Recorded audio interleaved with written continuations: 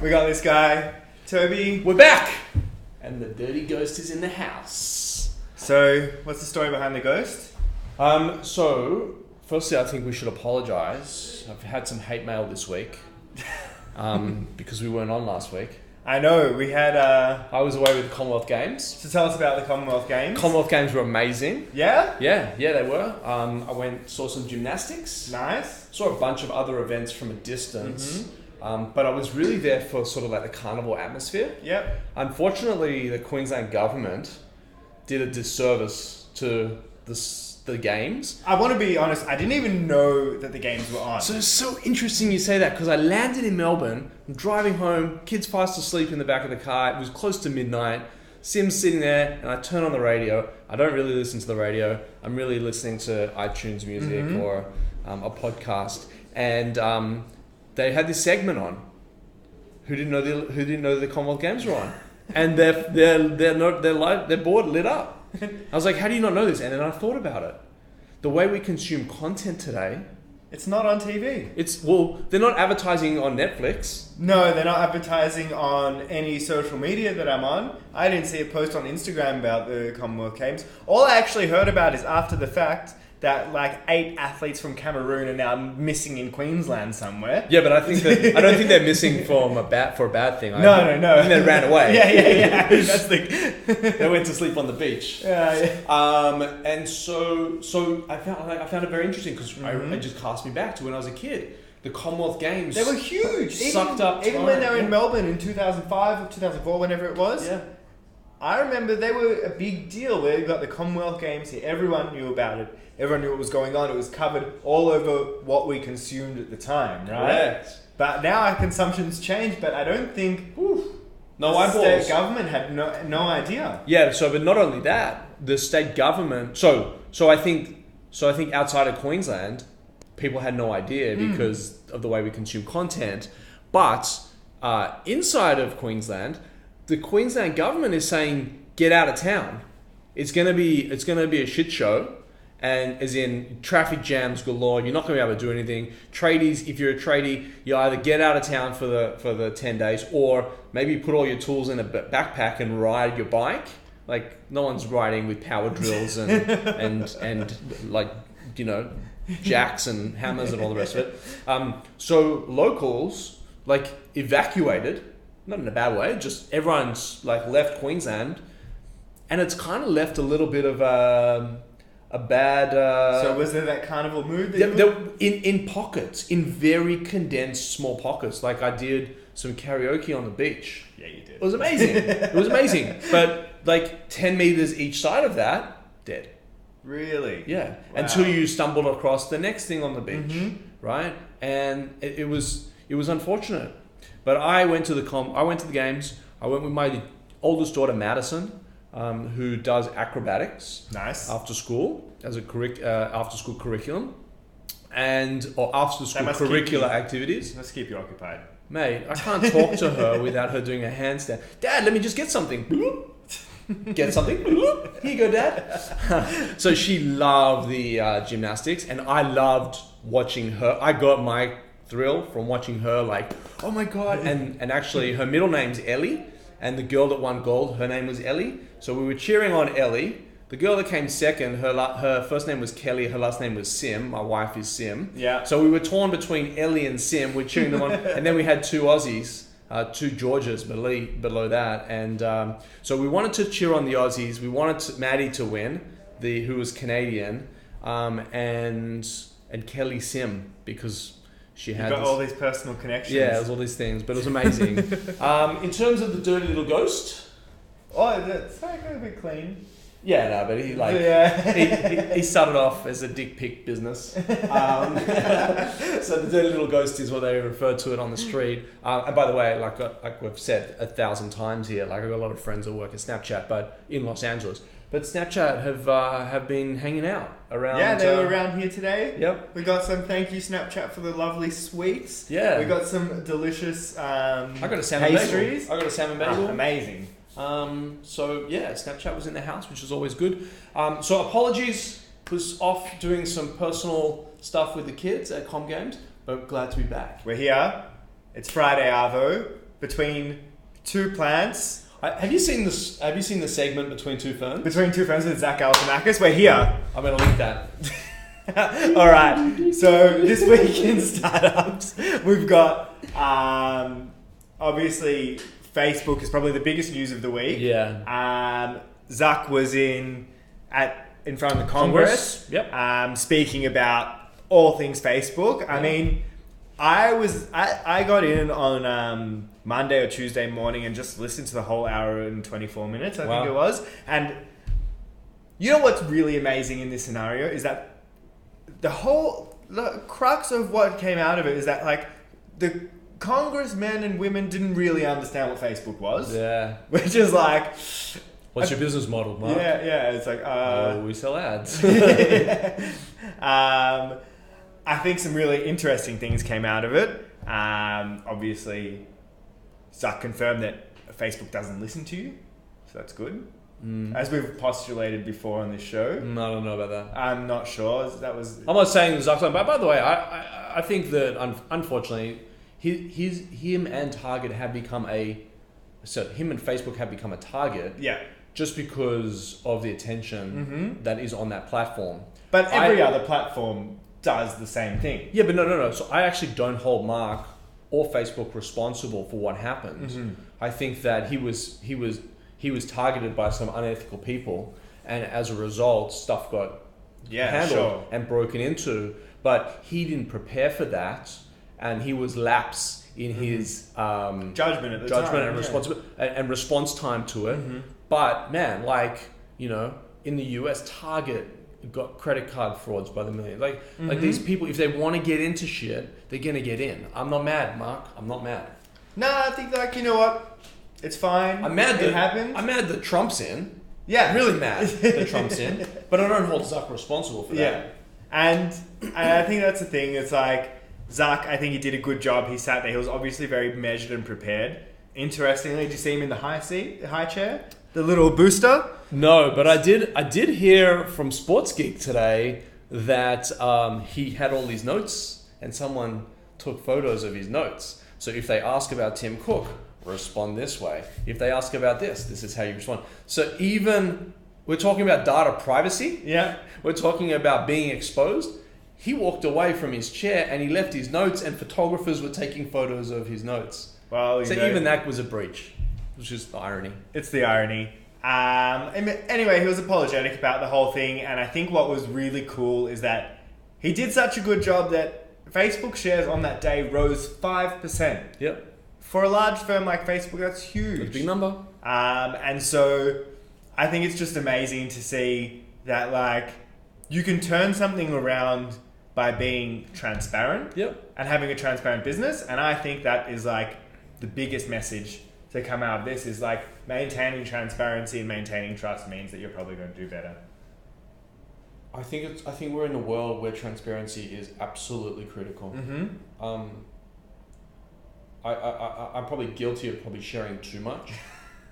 No, I mean that. I mean, we sat down here as a team this morning, and we probably I'm probably shared too much. But I think that one of the biggest things that I learned in my first business, I was very quiet and not cagey but protective of the real IP that I had, and sort of like my cost of goods and how much we're really making on a job. I think then the business got bought by PetSafe, and when I went to PetSafe, they had their EBITDAs and their financial reportings on big 50-inch screens all plugged up around the building, and so everyone could see what was going on. And I was like, wow, and so I learn about that transparency. If you're just clear and transparent and honest, you got nothing to hide. Yeah, that's it. So anyway, I don't know. There's been rumors floating around this week that Facebook, as a result of this hearing, they've actually delayed the release of their competitor to Alexa.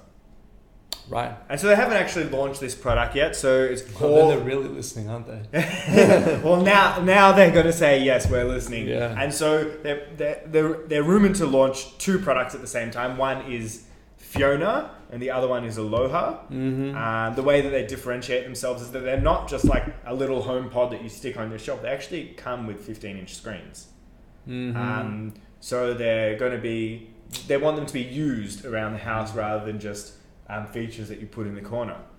So I'm not sure about that. Like, so I look at like Google, right? Mm-hmm. And they've tried so many things. Mm-hmm.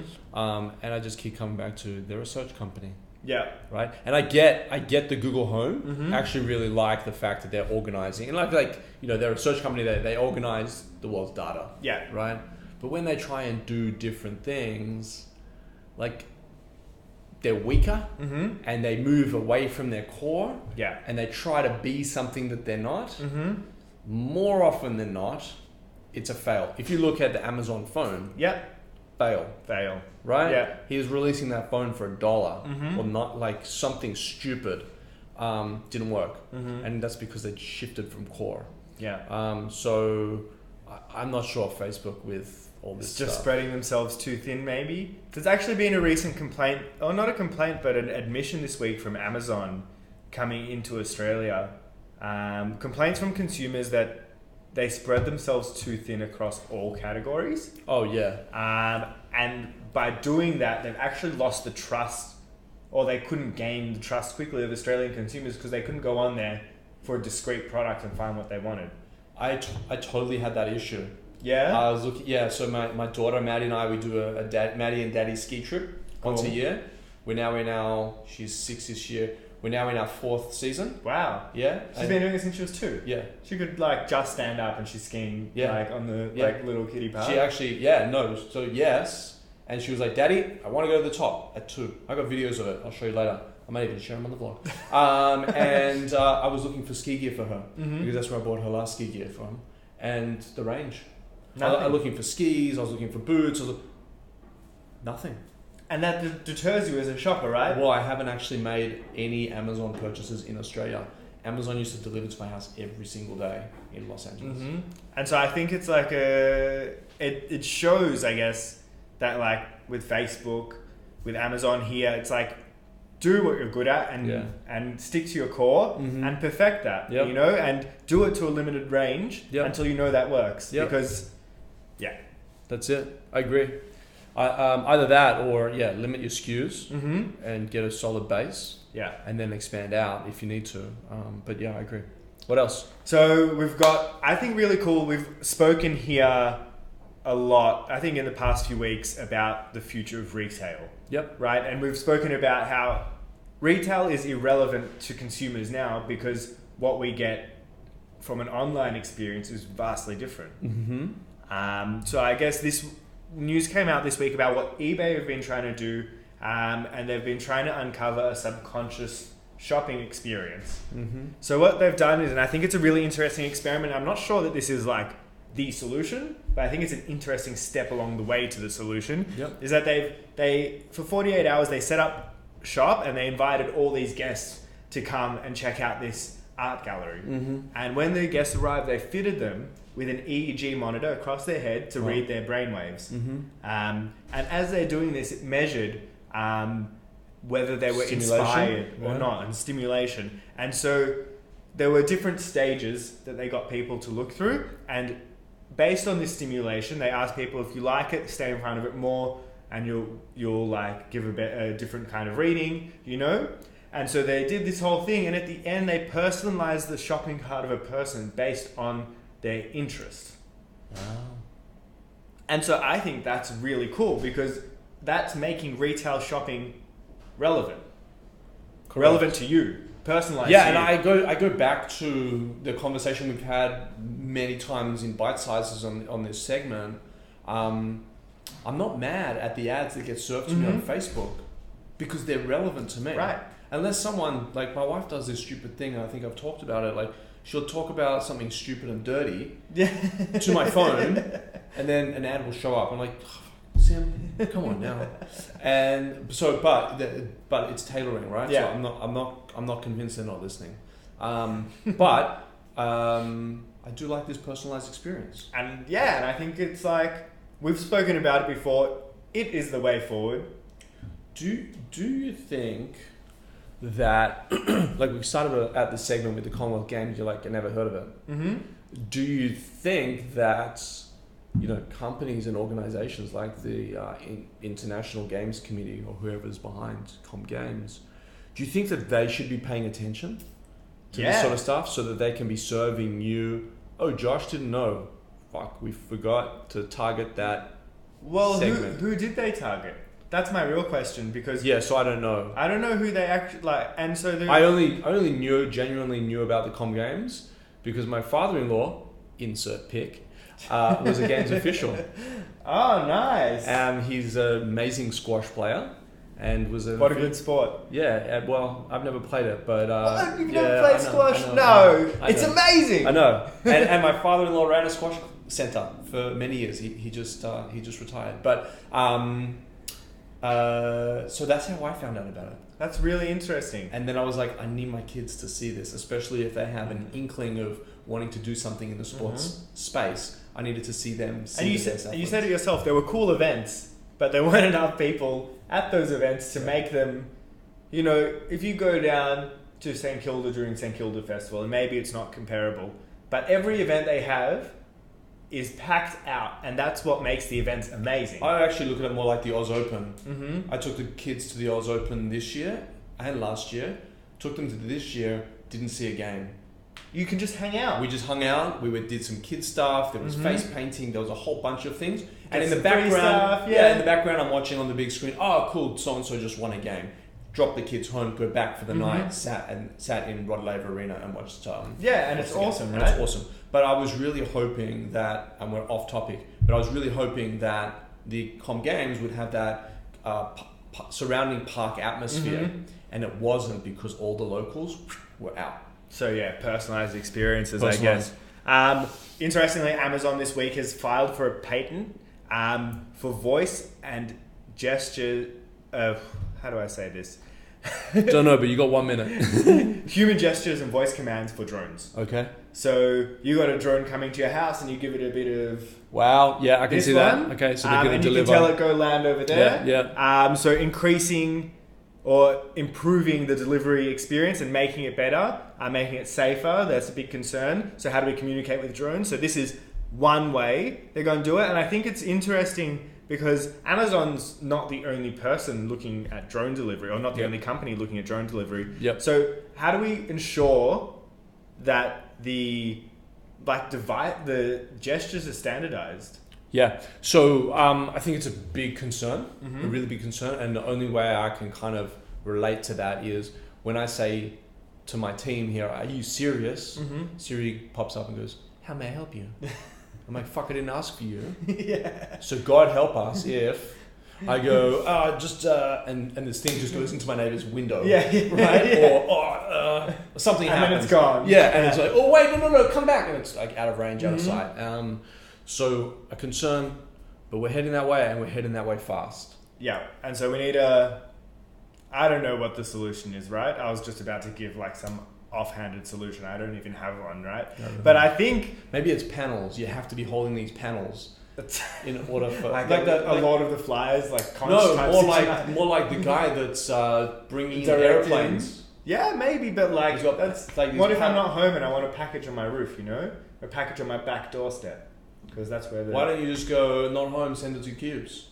Not home. I get all my mail delivered here anyway. Right. I Yeah, a just- lot of people do. Guys, it's 5:00. I got a phone call. Do we need to finish? We needed to finish up a minute ago. I'll be late All for right. my call. Toby's got a phone call. We got startups, but we got more startups next week. Yep. So let's chat about them then. Okay. So this week in startups, Josh, Between thank you. two ferns. Between two ferns, link. Very funny, Zach Galifianakis, Between Two Ferns. Man, that is an amazing segment. Yeah. I'll definitely link a couple of episodes just for a good laugh. But thank you as always. By the way, we had some guy write about iPhone X in the comment section. It's one of our vlogs, and he wrote and this is a whole like long thing. P.S. Love your vlogs. Keep it up, and I don't care if you bang on the table. That's for you.